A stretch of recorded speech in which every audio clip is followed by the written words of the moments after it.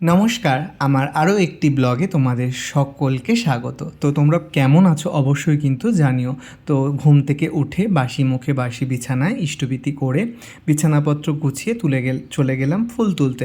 আর এক দিদি কমেন্টে জানিয়েছিল যে ফুলই তুলো, অম্বুবাচীর মধ্যে জবা ফুল কিন্তু তুলো না।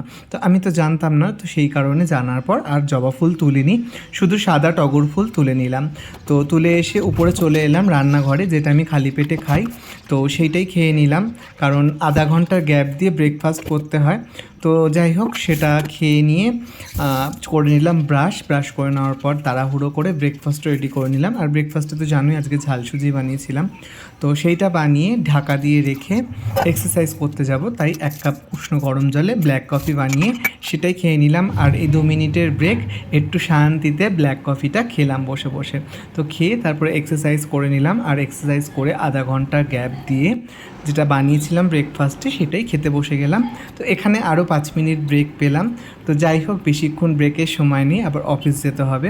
তো বাকি যে কাজগুলো ছিল সেগুলোই সেরে নিলাম, ঘর ঝাড় দিয়ে ঘরটাকে ভালো করে মুছে নিলাম। আর এখানেই কিন্তু কাজ শেষ নয়, ব্রেকফাস্ট বানিয়েছিলাম সেই বাসনপত্রগুলো কিন্তু বেসিনেই রয়ে গেছে। তো সেগুলো ধুতে চলে গেলাম, সেগুলো ভালোভাবে ধুয়ে তারপরে হচ্ছে আমার গ্যাসের টেবিল, তারপরে হচ্ছে গ্যাস, সমস্তটা ভালো করে মুছে নিলাম।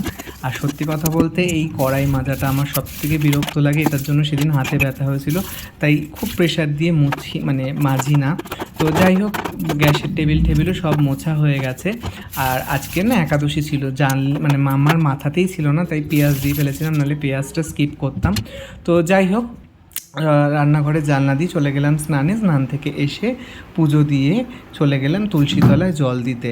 তো তুলসীতলায় গিয়ে জল দিয়ে সূর্য প্রণাম করে, আজকে হনুমান চালিসা নৃসিংহ কবচ পড়া হয়নি, দেরি হয়ে গেছিলো, তো অফিস থেকে ফিরে এসে পড়বো।